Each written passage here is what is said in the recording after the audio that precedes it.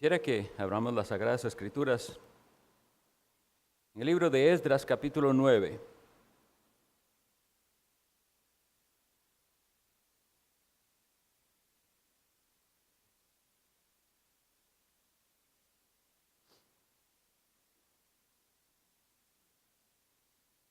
Esdras, capítulo 9, de los versículos 6 al 10.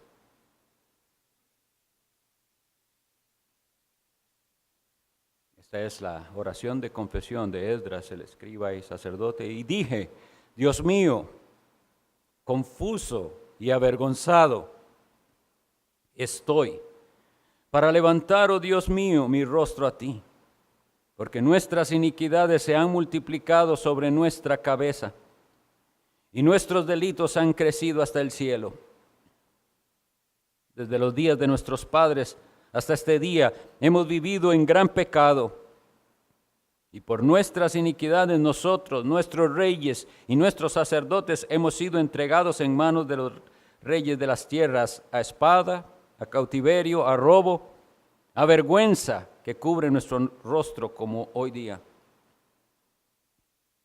Y ahora, por un breve momento ha habido misericordia de parte de Jehová nuestro Dios, para hacer que nos quedase un remanente libre y para darnos un lugar seguro en su santuario, a fin de alumbrar nuestro Dios nuestros ojos y darnos un poco de vida en nuestra servidumbre. Porque siervos somos, mas en nuestra servidumbre no nos ha desamparado nuestro Dios, sino que inclinó sobre vosotros sus misericordias, su misericordia delante de los reyes de Persia, para que se nos diese vida, para levantar la casa de nuestro Dios y restaurar sus ruinas y darnos protección en Judá y en Jerusalén. Pero ahora, ¿qué diremos, oh Dios nuestro, después de esto? Porque nosotros hemos dejado tus mandamientos. Espero que todos conocemos el contexto de esta oración de confesión de Esdras y que esa sea nuestra motivación para los temas que voy a estar exponiendo para ustedes hoy.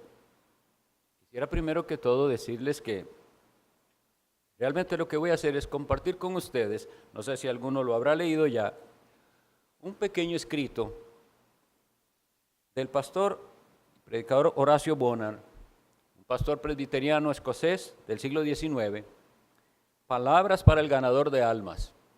Y lo que voy a hacer es exponer para ustedes, no completamente ni en detalle, pero animarles, todos los que después de la instrucción deseen tener el libro, está disponible en formato digital, en PDF, y ojalá pudiéramos, yo lo he leído varias veces y les soy sincero, mis hermanos, cada vez que lo leo, quebranta mi alma, me confronta y me mueve a servir al Señor de una mejor manera.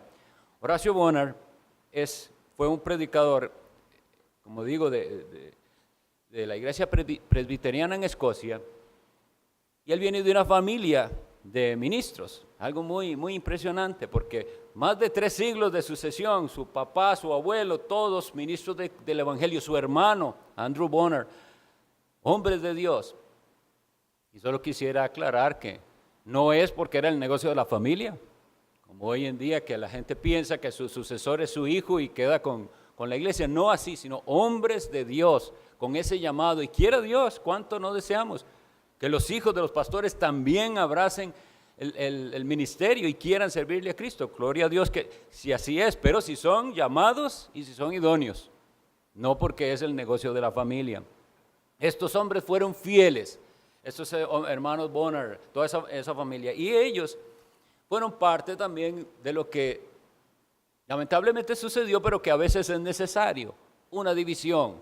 La iglesia de Escocia comenzó a corromperse, comenzó a debilitarse, y hubo quienes se tuvieron que levantar y decir: tenemos que volver a los estándares de la Biblia, porque según he leído un poco, ya en la iglesia de Escocia los puestos los daban las familias poderosas, y ellos dicen quién es presbítero aquí y quién es presbítero allá, y ellos se pronuncian contra esto para volver al método bíblico para la elección de los ancianos de las iglesias y para un evangelio puro. Ojalá esto les anime a estudiar la historia de cómo se formó la Iglesia Presbiteriana Libre en Escocia.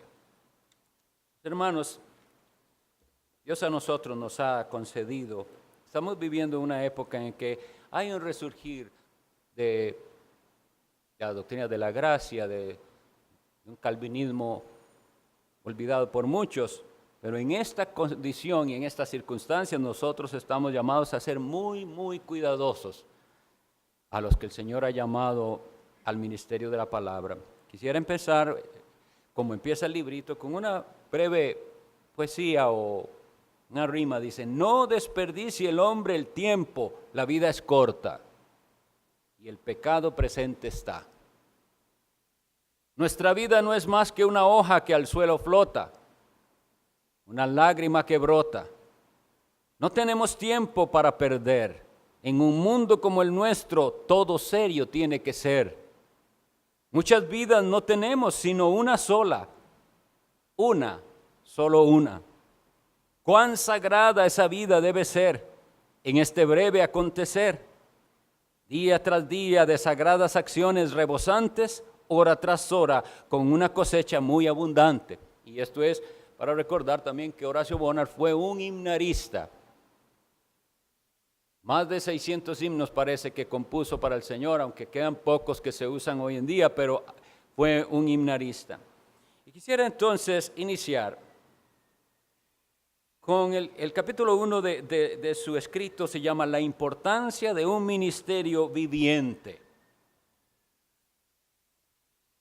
Horacio Bonar comienza haciendo eco de las palabras de un reformador suizo que se llamó Ecolampadio, que dijo algo como esto: ¿cuánto más afectarían el ministerio unos pocos hombres buenos y fervientes que una multitud de siervos tibios? Así empieza su escrito, muy confrontador desde el principio. Y es que, hermanos, si nosotros creemos la Escritura y predicamos la Escritura como la verdad, y recordamos lo que dice Mateo 7:37 cuando dice: Jesucristo se levantó y en alta voz dijo: si alguno cree en mí, como dice la Escritura, de su interior correrán ríos de agua viva. Y si nosotros, predicadores de la palabra de Dios, no se ve esos ríos de agua viva fluyendo en nosotros, poco será lo que podemos hacer en nuestro ministerio. En el librito él va a hacer muchas citas de hombres de Dios, en particular de uno que se llamó Richard Baxter, de la iglesia anglicana. Y me sirve también comentar que yo no voy a defender la ortodoxia de Baxter. Hay otros hombres que aunque no fueron perfectamente ortodoxos, quiso Dios usar y que fueron en ciertas áreas de su vida ejemplares. Uno de ellos para mí entonces fue Richard Baxter. Cómo fue su visión del ministerio, del pastorado y del cuidado de las almas.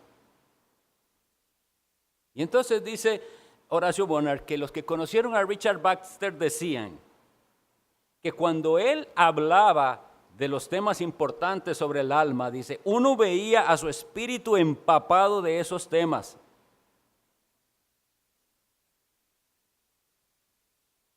Decía también: si la religión vale algo, vale todo. Es decir, nosotros estamos metidos en un asunto que no es como los demás asuntos de esta vida. Es el más importante de todos los asuntos. Es el estado y condición del alma en esta vida y en la eternidad. Y si alguien me puede decir algo más importante que eso, nosotros entonces estamos llamados a darle la importancia al ministerio que tiene, porque estamos tratando con lo más importante de todo en la vida.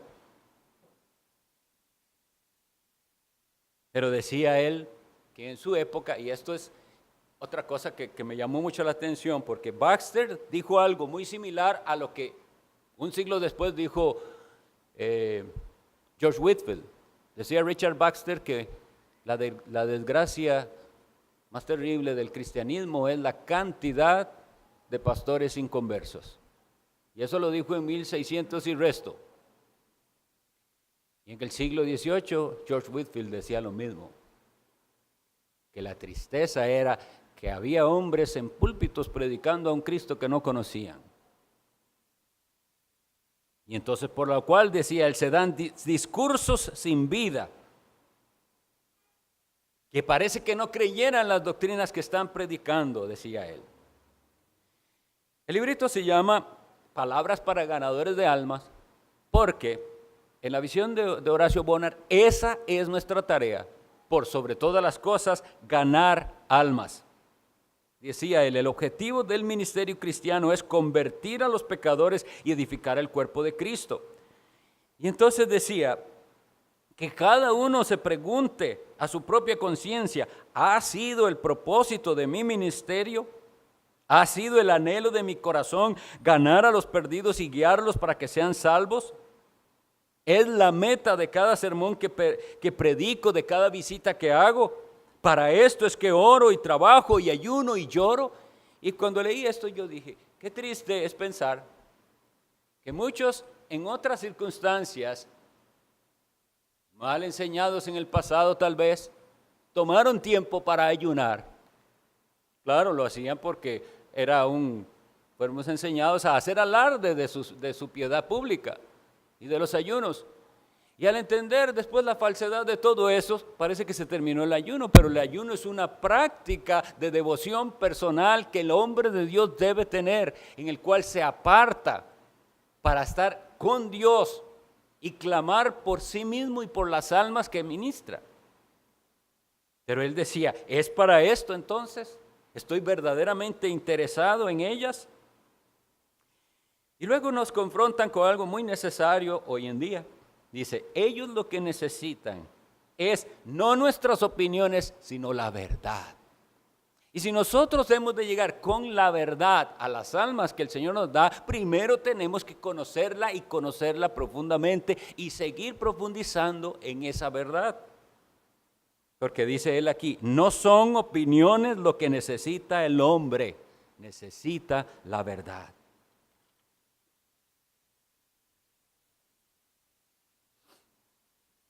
Vuelve a citar a Richard Baxter diciendo que él mismo se avergonzaba a veces de haber predicado sobre temas tan importantes como los que nosotros tratamos, que es la vida eterna o la muerte eterna, con tanta frivolidad. Decía, me sorprendo de que puedo predicar acerca de eso trivial y fríamente. ¿Cómo puedo dejar a los hombres solos en sus pecados y no acercarme a ellos y rogarles en el nombre del Señor que se arrepientan, sin importar el dolor o las tribulaciones que esto me cueste? Y estamos hablando de una época difícil, ¿verdad? De persecuciones también. Decía Richard Baxter, rara vez me retiro del púlpito sin que mi conciencia me redarguya, porque no he sido suficientemente serio y ferviente. El segundo capítulo del librito se llama Autenticidad de la vida y el andar del pastor. Entonces era el que decía eso, todo pastor auténtico debe primero ser un cristiano auténtico. Lo que les decía de esa referencia a la tristeza de que puede haber, hermanos, no es solo una posibilidad, creo que es un hecho, que hay gente los domingos en púlpitos predicando sobre un Cristo que ellos mismos no conocen ni caminan con Dios. Entonces él da, Horacio Bonar, este consejo, dice, busquemos a Dios temprano. Si mi corazón está sazonado temprano con su presencia, tendrá sabor a él el resto del día. Su presencia. Y cuando hablamos de buscar la presencia del Señor, ya nosotros no estamos buscando alguna experiencia mística extraña. Es una verdadera comunión con Dios a través de la palabra y de la oración. Buscarlo diligentemente. Decía también Robert Murray Machine, que algunos lo conocerán, asegúrate de que tu primera y mayor atención sea tu propia alma. ¿Se recuerdan las palabras del apóstol Pablo a Timoteo? Cuida de ti mismo y de la doctrina.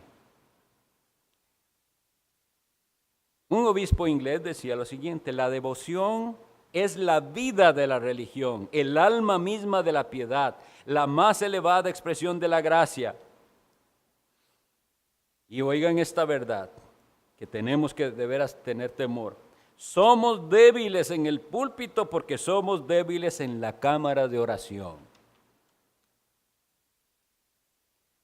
No sé cuántos conocen el relato de un despertar que el Señor movió en las Islas Hébridas en el siglo pasado. Un predicador de la misión de fe, Duncan Campbell, fue invitado a predicar en una de las islas. La predicación era por 10 días y él terminó quedándose 2 años porque el Señor hizo una obra maravillosa ahí. Y lo primero que le preguntaron a él cuando llegó, el anciano de la iglesia, los ancianos, es: Reverendo Campbell, ¿camina usted con Dios? Eso fue lo que le preguntó. No los títulos académicos ni de cuál seminario había salido. Es: ¿camina usted con Dios? Y en las palabras del predicador él dijo: hermano, yo lo que le puedo decir es esto: yo temo al Señor. Ojalá que todos podamos responder así al menos. Hay mucho. Nosotros hemos despertado a estas preciosas verdades de las doctrinas de la gracia, algunos ya más seriamente abrazando la teología reformada. Y tenemos un riquísimo tesoro de siglos de hombres de Dios. Pero entonces nos dice Horacio Bonner: estudiemos no solo el sermón, sino al orador. Es fácil hablar de aquel gran predicador y revisar sus sermones, qué bien que predicaba, y concentrarse en eso, pero ¿quién era él? ¿Por qué fue que Dios bendijo su ministerio? Porque usted puede predicar exactamente el mismo sermón que él predicó y no tener ese efecto. Y eso nos dice algo, ¿verdad? Entonces él decía: no solo se fije en el sermón, sino quién fue el orador, por qué fue que Dios le bendijo así. Dice: eran hombres espirituales que caminaban con Dios. Sin esto, ninguna otra cosa da resultado. Sin esto, ni la ortodoxia, ni el aprendizaje, ni la elocuencia, ni el poder de los argumentos, ni celo, ni fervor logrará nada. Caminar con Dios.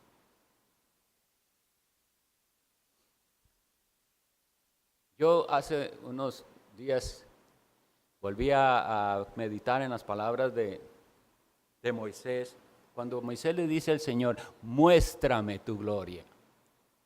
Y yo decía: pero ¿qué es lo que hay en un corazón que dice eso? Porque Moisés, Dios le habló desde la zarza, Moisés vio las señales maravillosas del poder de Dios, plagas, vio abrirse el mar, vio todo. ¿Y qué hay en el corazón de alguien que verdaderamente está cautivado? Dice: pero muéstrame tu gloria.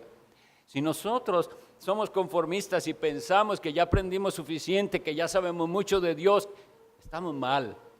Nosotros tenemos que anhelar poder decirle al Señor: muéstrame, para que yo, viendo tu gloria y experimentando la dulzura de esa comunión con Cristo, tenga entonces, cuando me pare en el púlpito, algo que transmitir, algo que reflejar a los que me escuchen. Hemos contemplado su gloria y entonces podemos hablar de ella.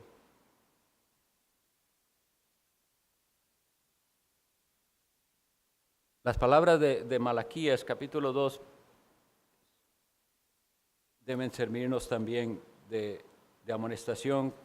Estaba hablando en capítulo 2 de Malaquías de la tribu de Leví, los llamados al sacerdocio, y por tanto se aplica a los siervos del Señor.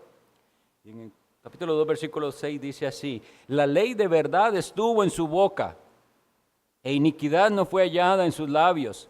En paz y en justicia anduvo conmigo, y a muchos hizo apartar de la iniquidad. ¿No es esta una correcta definición de lo que deberíamos ser nosotros? Escribe Horacio Bonner: qué solemne la advertencia en contra de una mente mundana y la vanidad, contra la liviandad y frivolidad, contra la negligencia, la pereza y el formulismo frío.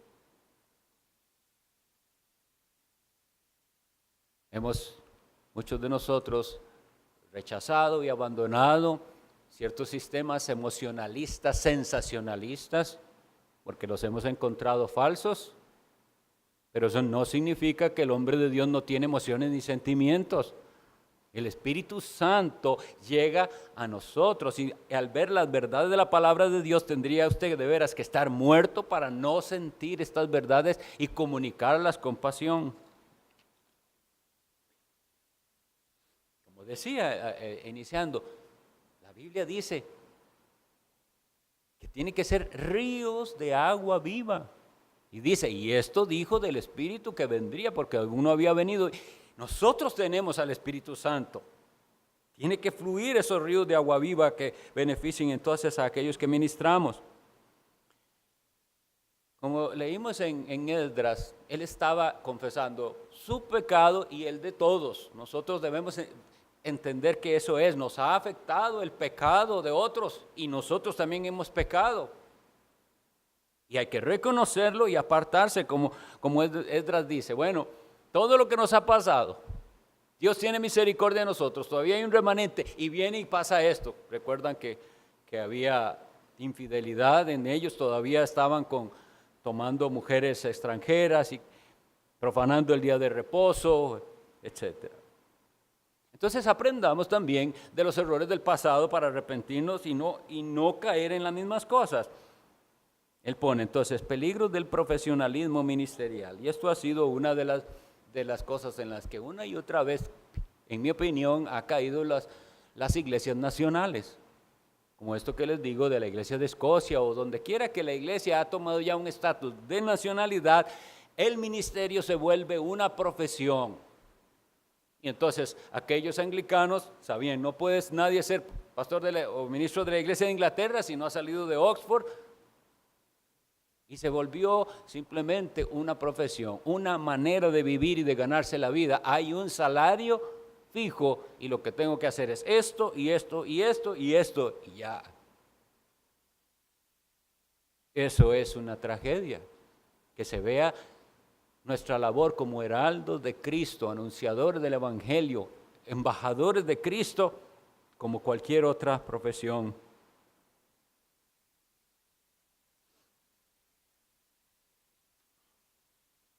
Él va a hablar de un ministerio estéril y cómo esto es una tragedia, que el ministerio sea estéril. Pero quisiera aclarar que nosotros no consideramos un ministerio estéril o un ministerio exitoso realmente en números, no es así, pero es los que el Señor le haya dado, sean 20 o 40 o 100, esos están creciendo en santidad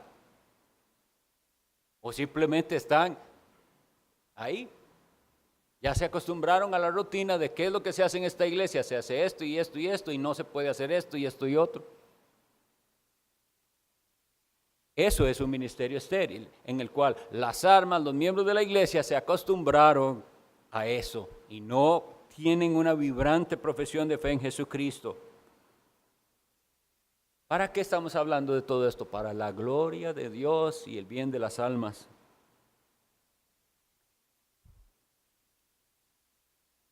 Lo que sigue a mí me impresionó altamente. ¿Por qué? Porque es una confesión ministerial. Oiga el año en que se hizo.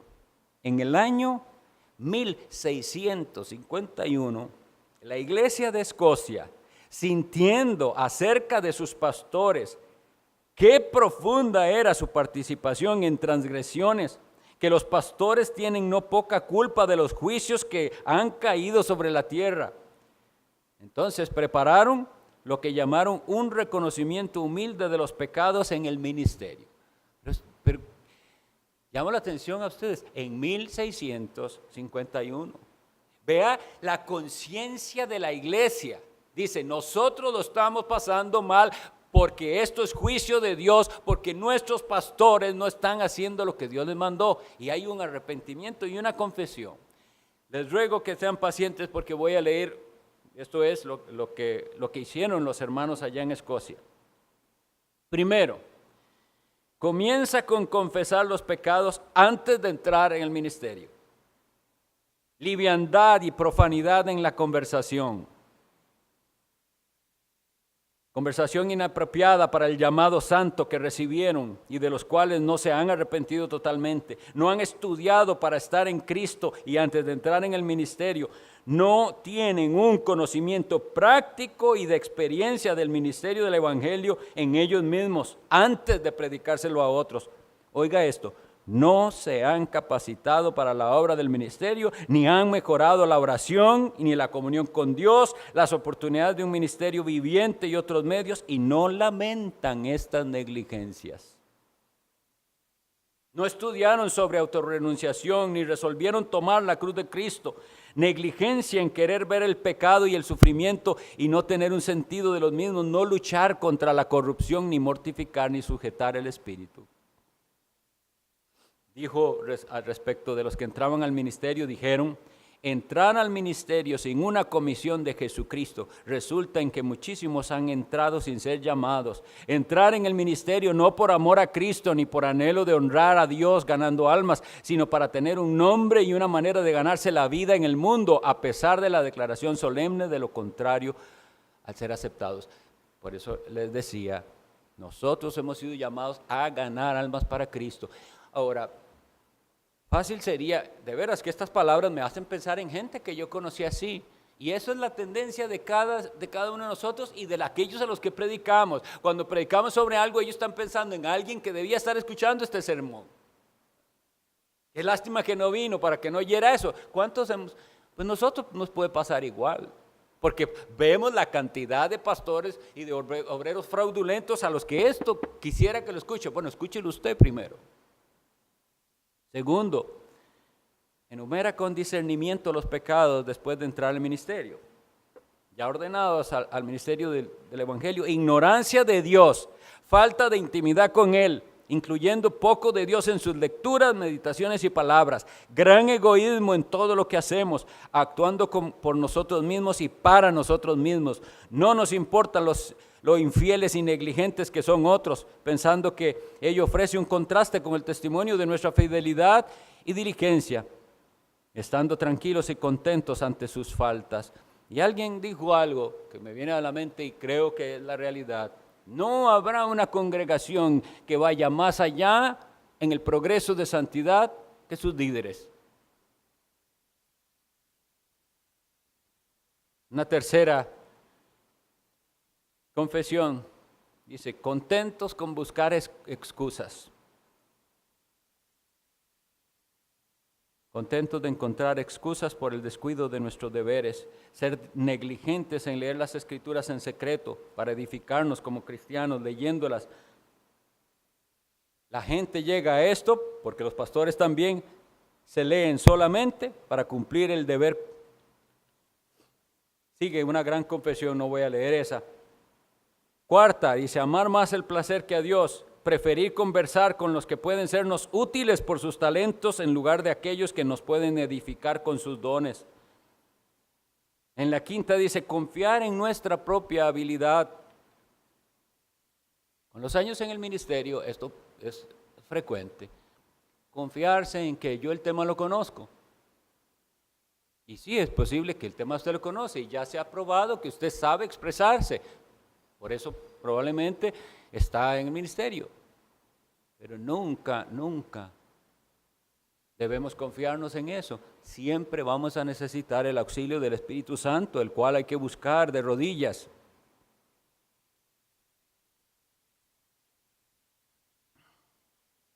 En este tipo de confesiones, después él dice, nosotros tenemos que reconocer que hemos sido carnales y poco espirituales. Nos hemos asociado demasiado íntimamente con el mundo. Nos hemos acostumbrado en gran medida a sus maneras. Y eso es la realidad de lo que nosotros vivimos. El mundo se metió en la iglesia.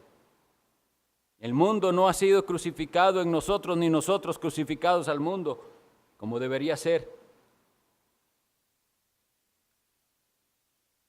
Hemos eludido el trabajo, las dificultades y la perseverancia. Hemos sido perezosos. No hemos soportado el trabajo duro como buenos soldados de Jesucristo. Por eso a mí me gusta en estas reuniones, si ustedes han notado en esta o en las anteriores, que siempre los himnos Lleven ese tema como soldados de Cristo, que somos compañeros de milicia, porque olvidamos eso, olvidamos que somos del ejército de Cristo. Dice, no se puede decir de nosotros lo que le dijo Cristo a aquella iglesia: has trabajado por mi nombre y no has desfallecido. Más bien hemos desfallecido, o por lo menos nos hemos cansado de hacer el bien. No hemos realizado nuestra obra a conciencia. La quinta, ya casi terminando, dice, hemos sido fríos, falta de amor profundo, amor fuerte como la muerte, amor como hizo llorar a Jeremías en lugares secretos por el orgullo de Israel, y como hizo derramar lágrimas a Pablo al hablar de los enemigos de la cruz de Cristo. Cuando nosotros leemos eso en Filipenses, hay algunos, decía Pablo, de los cuales ya yo les he dicho y ahora lo digo llorando, que son enemigos de la cruz de Cristo. Y nos hemos hecho indiferentes ante eso. ¿Por qué lo decía él con lágrimas? Porque afectaba su alma, porque de verdad le interesaba defender el evangelio. Hemos sido tímidos, dice por otra parte. Hemos temido enemistar a los amigos o despertar la ira de los enemigos. Si le tenemos miedo hasta a la gente que le predicamos, ese es el problema. Cuando Dios quite ese miedo y nos haga valientes, voy a hablar lo que Dios manda. Y esto no es un llamado a salir a hablar regaños ni a asustar gente, no, es lo que Dios nos manda a hablar, hablarlo.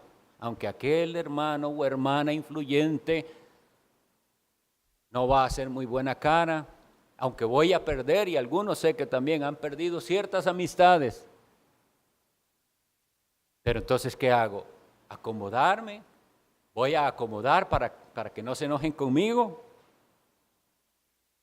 Y hay uno que dice aquí que me llama la atención: nos ha faltado seriedad. Y esto no se trata simplemente de personalidad, es que lo que nosotros estamos hablando es de vida o muerte. ¿Cómo vamos a hablar de estos temas como si fuera algo? Yo no tengo, mis hermanos, nada en contra de que a veces en el sermón, yo sé que se dan ocasiones en las que se dice algo jocoso y hizo gracia en la congregación y no hay pecado en aquella inventura, pero veo una tendencia en algunos lados en que, porque esa es una cuestión de reflejo, y el predicador comienza a ver que hay ciertas cosas que dice que le hace gracia a la gente y se ríen, entonces todo el curso del sermón se vuelve un que digo para que se rían, y ahí constante risa. Y a veces, el otro día escuché al pastor, que admiro muchísimo porque es excelente, el pastor brasileño Augusto Nicodemos, y las cosas que estaba hablando excelentes en una conferencia, y cada rato la gente riéndose. Yo decía, pero ¿de qué se están riendo si lo que está diciendo es para ellos y tremendo?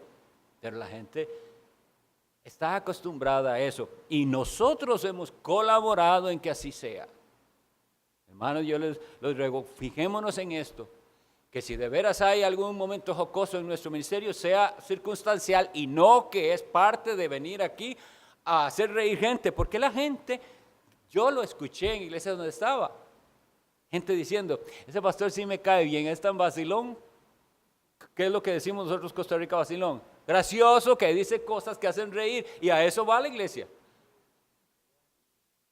Y tanto llega esto, hermanos, es de serio, que yo escuché al que fue mi pastor en un momento decir, ustedes recuerdan que en las iglesias a veces, en cierto tipo de iglesias, en cierta época del año se hace lo que se llama una campaña evangelística, ¿verdad?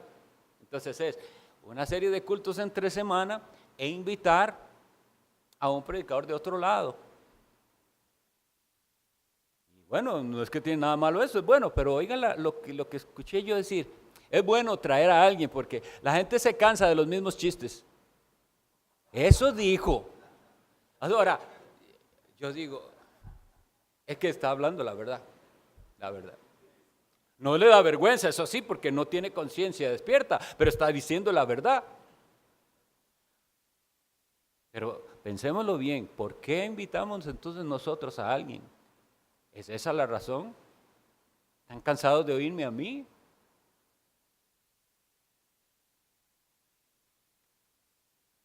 Hemos usado palabras de sabiduría humana, dice. Como si por los discursos bien estudiados, bien pulidos y bien razonados pudiéramos hermosear la cruz para que no sea repulsiva, sino irresistiblemente atractiva al ojo carnal. No puede serse. Recuerda que la Biblia dice, la palabra de la cruz, de hecho, ese es el tema que estamos viendo pronto. La palabra de la cruz es locura a los que se pierden. Y mientras no venga la obra del Espíritu Santo y los transforme, ellos no van a ver el atractivo de Jesús. Y nosotros caemos en la trampa mundana de tratar de adecuar el mensaje para que esas personas sí les guste el Evangelio. No hemos honrado debidamente a la palabra de Dios. Hemos dado más importancia a los escritos de los hombres, las opiniones de los hombres y los sistemas de los hombres en nuestros estudios que a la palabra. Hemos bebido más de las cisternas humanas que de la divina. Tenemos que estudiar más la Biblia.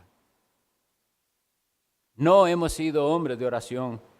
El sueño, las compañías, las visitas sin propósito, las conversaciones y bromas necias, las lecturas livianas, las ocupaciones sin provecho, acaparan el tiempo que podríamos haber redimido para orar. ¿Por qué, dice Horacio Bonner, por qué tantas reuniones con nuestros prójimos y tan pocas reuniones con Dios? Es hasta que salgamos renovados por nuestra comunión con Dios que hacemos una obra con éxito. Este hombre de Dios era un contemporáneo también de Charles Spurgeon, y él, como con Charles Spurgeon, procuraba en su lenguaje de predicación ser lo más claro posible. Dentro del campo reformado, algunos están optando por una erudición y por citar y traer el griego y el hebreo a las predicaciones y no pensar, ahí tengo sentadas personas que no están entendiendo nada de lo que yo dije.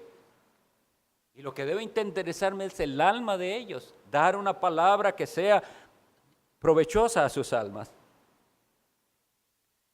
Y en el último capítulo, de ese no voy a leer porque es más, pero les invito a hacerlo ustedes, se llama Avivamiento en el Ministerio. Y él cita lo que dice, tal como dijo Cristo, del espíritu inmundo que los discípulos no podían sacar, podremos decir nosotros que hay cierto linaje que no sale sino por oración y ayuno.